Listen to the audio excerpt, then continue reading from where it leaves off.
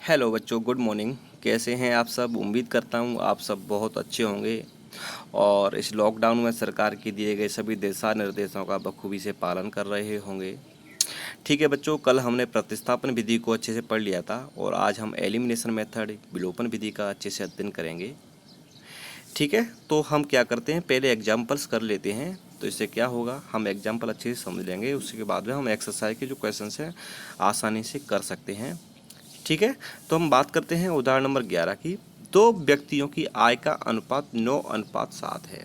देखो, दो व्यक्ति हैं, अलग अलग कमाते हैं, वो 9:7 में कमाते हैं। उनके खर्चों का अनुपात 4:3 है। ठीक है, वो 4:3 के अनुपात में खर्च करते हैं। यदि प्रत्येक व्यक्ति प्रति महीने में 2,000 रुपये बचा लेता है तो उसकी मासिक आय ज्ञात कीजिए। तो बच्चों हम मान लेंगे कि इनकी जो मासिक आय है 9:7 है ना, वो क्रमशः 9x और 7x है। ठीक है, और खर्चे जो हैं 4:3 दे रखे हैं, तो वो मान लीजिए खर्चे 4/, और 3/, हैं। ठीक है, अब प्रति महीने 2,000 रुपये बचाते हैं, इसका मतलब मैं 9x में से 4/, माइनस कर दूं और यहाँ पर 7x में से 3/, माइनस कर दूं, तो कितना आ जाएगा, 2,000 के बराबर आ जाएगा। कितना आ जाएगा, 2,000 के बराबर आ जाएगा। मैं इसको राउट डाउन कर देता हूँ अच्छे से कि 9x माइनस 4/, इक्वल टू 2,000, और 7x माइनस 3/, इक्वल टू 2,000, क्योंकि दोनों की बचत जो है कितनी है, सेम दे रखी है, 2,000 रुपये प्रति महीने। ठीक है बच्चों, अब चूंकि आपको पता है हमें ये विलोपन विधि से करना है, तो विलोपन विधि के लिए में क्या करते हैं, एलिमिनेट, यानी एलिमिनेट का मतलब होता है किसी एक चर को, किसी एक वेरिएबल को एलिमिनेट कर देना, ख़त्म कर देना, हटा देना।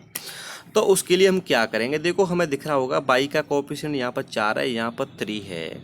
तो मैं क्या करूँगा, यदि मैं ऊपर वाले इक्वेशन में 3 का मल्टीप्लाई कर दूँ और नीचे वाली इक्वेशन में 4 का मल्टीप्लाई कर दूँ, तो कोई दिक्कत नहीं होनी चाहिए।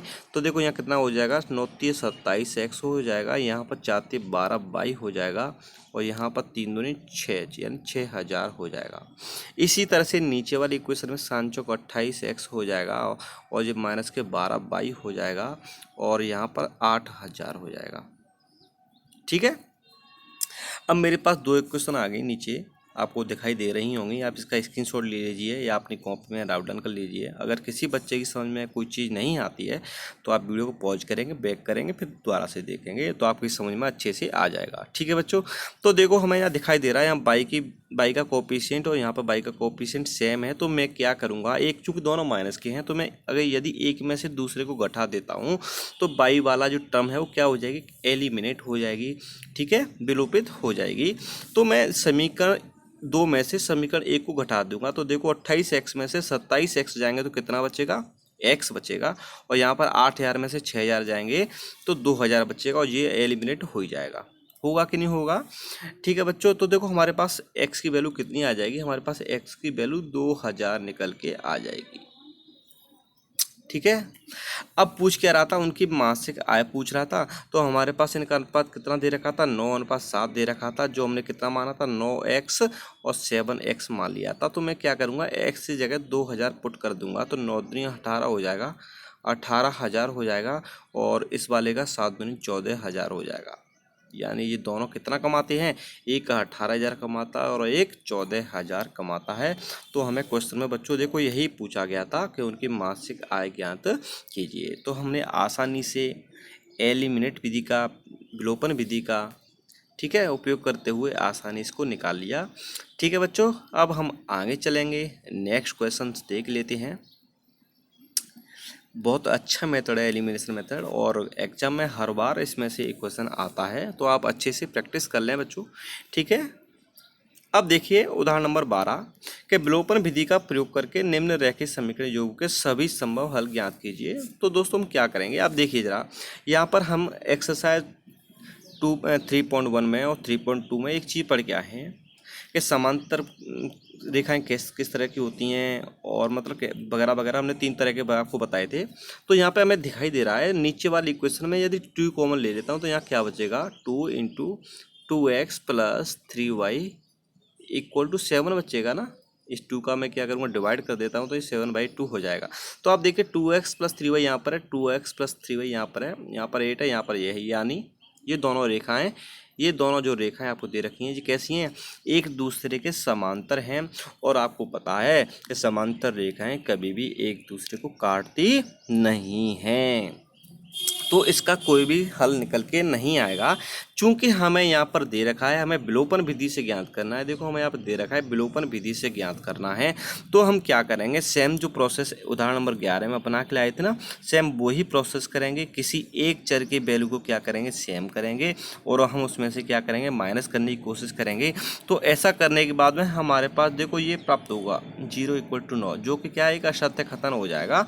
अतः समीकरणों का कोई भी हल विद्यमान नहीं होगा। ठीक है बच्चों, आप इसको आसानी से कर सकते हैं।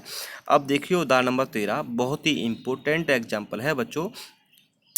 10वीं क्लास के सभी बच्चे ध्यान से सुने कि आपको जो किताब में एग्जाम्पल दे रखे होते हैं ना, इनको आप अच्छे से करके जाएं, क्योंकि एग्जाम में बहुत बार एग्जाम्पल पूछे जाते हैं और इनकी प्रैक्टिस होना बहुत ज़रूरी है। ठीक है बच्चों, तो हम देखो उदाहरण नंबर 13 देख लेते हैं कि 2 अंकों की एक संख्या एवं उसके अंकों को पलटने पर बनी संख्या का योग 66 है। यदि संख्या के अंकों का अंतर 2 है तो संख्या ज्ञात कीजिए। अब बच्चों आपको क्या दे रखा है, 2 अंकों की संख्या, तो मैंने मान लिया वो 2 अंकों की संख्या x पाई है। ठीक है, अब उसके अंकों को पलटने पर यानी बाई x करने पर उसका योग कितना प्राप्त हो रहा है, 66 प्राप्त हो रहा है। अब आपकी समझ में आ रहा होगा कि सर हम इससे आगे कैसे करेंगे, जो तो x y plus y x हो गया। तो बच्चों बहुत सिंपल है, मैं आपको बता देता हूँ।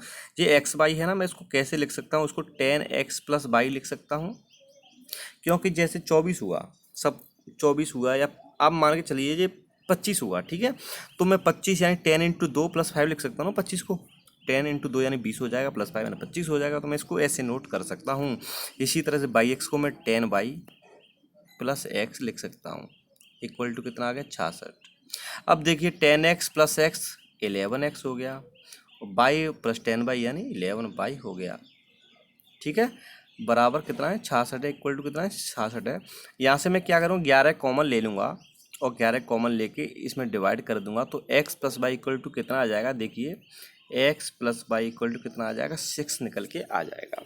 ठीक है बच्चों, अब आपको एक कंडीशन और दे रखी है, यदि संख्या के अंकों का अंतर 2 हो। देखो आप देखिए जरा, यदि संख्या के अंकों का अंतर 2 हो यानी x minus y equal to 2 हो, और हमें x प्लस बाई कितना निकल के आया था, हमारा 6 निकल के आया था। तो हम क्या करेंगे, इन दोनों समीकरणों को जोड़ देंगे। तो जोड़ने के बाद ये प्लस का ये माइनस का तो कैंसिल हो जाएंगे। ये x कितना हो जाएगा, 2x हो जाएगा, और यहाँ पर 6 + 2 कितना हो जाएगा, 8 हो जाएगा। तो यहाँ से x की वैल्यू कितनी निकल के आ जाएगी मेरे प्यारे बच्चों, 4 निकल के आ जाएगी। ठीक है, अब आप देखिए इस x की वैल्यू को मैं किसी भी समीकरण में पुट कर सकता हूँ। तो मैंने मान लिया मैं इस वाले समीकरण में पुट कर देता हूँ x बराबर 4। तो देखो यहाँ 4 रखूँगा, 4 + बाई इक्वल टू 6 हो जाएगा। तो यहाँ से 4 को मैं दूसरी साइड में लेके जाऊँगा, तो 6 में से 4 घटा दूंगा तो कितना आ जाएगा, 2 आ जाएगा। यानी बाई की वैल्यू कितनी निकल के आ जाएगी, हमारी बाई की वैल्यू 2 निकल के आ जाएगी। अब देखिए हमने जो 2 अंकों की संख्या थी वो क्या मानी थी, हमने मानी थी x पाई। ठीक है, तो मैं x की जगह 4 रख देता हूँ। ठीक है, 4 रख देता हूँ, बाई की जगह 2 रख देता हूँ। तो एक संख्या तो हमारी क्या हो गई, 42 हो गई, और एक संख्या जस्ट अपोजिट कर देंगे यानी कितनी आ जाएगी, 24 निकल के आ जाएगी। तो हमारी संख्या कौन कौन सी निकल के आई, 42 और 24। तो देखो एक क्वेश्चन में क्या क्या रहा था, हम इसको वेरीफाई भी कर लेते हैं, जिससे हमें संतुष्टि रहेगी हमारा आंसर सही है या गलत है। तो इसमें क्या दे रखा था, 2 अंकों की एक संख्या एवं उसके अंकों को उलटने पर बनी संख्या का योग 66 है। तो देखो 2 अंकों की संख्या 42 हो गई और इसको उलटने पर यानी 24 हो गई। इनको दोनों को मैं ऐड कर रहा हूँ, तो देखो 4 और 2 कितना हो, 6 हो गया, और 4 और 2 कितना हो गया, 6 हो गया। यानी हमारा जो संतुष्ट हो रहा है, हमारा जो क्वेश्चन में दे रखा था उसको हम क्या कर पा रहे हैं, वेरीफाई कर पा रहे हैं। इसका मतलब हमारा राइट आंसर कितना हो जाएगा, 42 और 24 हो जाएगा। ठीक है मेरे प्यारे बच्चों, यदि आपको कोई बात समझ में नहीं आई हो तो आप अपना बैक करके देख सकते हैं। यदि फिर भी आपको समझ में नहीं आई तो आप मुझे मैसेज कर सकते हैं पर्सनली। ठीक है, अब हम आगे चलेंगे। तो बच्चों ऐसा करते हैं, आज हमारे जो एग्जाम्पल हैं वो ख़त्म हो गए हैं। कल हम एक्सरसाइज स्टार्ट करेंगे 3.4। इसके जो क्वेश्चंस हैं सारे क्वेश्चन सॉल्व कराएंगे। ठीक है बच्चों, कल मिलते हैं फिर। अब वीडियो आपको कैसा लगा, वीडियो को लाइक करें और अपने दोस्तों तक शेयर करें। ठीक है, जो आपके फ्रेंड्स हैं अपने, भले ही अपने स्कूल में नहीं है, उनको शेयर करें, वो भी अपना देख लेंगे और आराम से गर्मी छुट्टियों का फ़ायदा उठाएंगे। और बच्चों यदि आपने मेरा चैनल सब्सक्राइब नहीं किया है तो चैनल को सब्सक्राइब कीजिए, जिससे आगे आने वाली हर वीडियो का नोटिफिकेशन आपको मिल जाया करे। ठीक है बच्चों, कल मिलते हैं। Bye bye.